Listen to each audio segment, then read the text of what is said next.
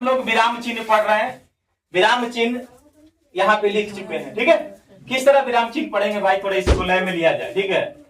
तो जब होता है अंत वाक्य का लगता पूर्ण विराम, अगर वाक्य में रुकते थोड़ा आता अल्प विराम, अधिक देर तक रुक के बीच में लगता अर्ध विराम, भ्रमित नहीं हो जाना सुनकर मिलते जुलते नाम।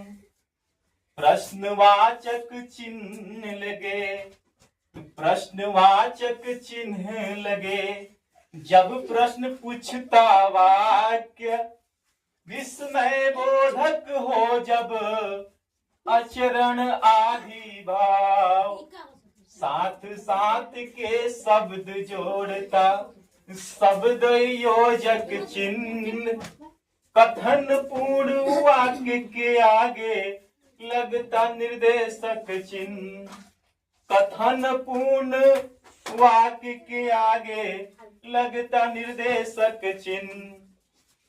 अगर करे अभ्यास से असरदार हो भाषा, अगर करे अभ्यास से असरदार हो भाषा, सदा शुद्ध हो, सदा शुद्ध हो लेखन वाचन विद्वानों के आशा, सदा शुद्ध हो लेखन वाचन विद्वानों के आशा।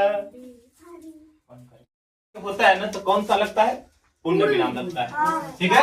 अगर वाक्य जैसे ही हम लोग थोड़ा रुक जाते हैं तो उसमें लगता है अल्प विराम, ठीक है। और अधिक देर तक रुके बीच में, यानी कि ज्यादा देर तक अगर आप रुक जाते हैं वाक्य में तो उसमें लगता है अर्ध विराम। और बताया गया है कि भ्रमित नहीं होना है, भ्रमित नहीं होना है, मतलब अल्प विराम और अर्ध विराम देखकर, ठीक है। सब सुनकर मिलते जुलते सबना, ठीक है।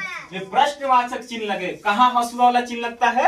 हंसुआ वाला, जब कोई प्रश्न पूछता हो, जब कोई प्रश्न पूछता हो तो उसमें क्या लगता है? हंसुआ वाला चिन्ह, यानी कि प्रश्नवाचक चिन्ह लगता है, ठीक है। विस्मय बोधक हो, जब आचरण आदि भाव, यानी कि जानते हैं बाबू, जब कोई आश्चर्य वाला बात होता है, हे भगवान ये कुछ ऐसे अचानक एक ऐसे ऐसे सुन लेते हैं, इसमें आश्चर्य की बात हो, उसमें लगता है का बाबू? आदि भाव का लगता है, आदि भाव का प्रयोग होता है, ठीक है। आदि भाव साथ साथ शब्द जोड़ता, यानी कि जैसे माता पिता भाई बहन, ठीक है, चाचा चाची, उस चीज को कौन चिन्ह जोड़ता है? योजक चिन्ह। कौन चिन्ह बाबू? योजक चिन्ह। कथन पूर्ण वाक्य के आगे क्या लगता है? निदर्शक चिन्ह। क्या लगता है? निदर्शक चिन्ह। और अगर करे, आप क्या करते हैं, अगर आप अभ्यास करेंगे तो असर भाषा जो हो जाएगा एकदम असरदार हो जाएगा, ठीक है। और सदा शुद्ध हो लेखन वाचन विद्वानों को आशा, यही है ना बाबू विराम चिन्ह। पढ़ लिए नहीं पढ़ लिए? बहुत बढ़िया से पढ़ लिए, ठीक है।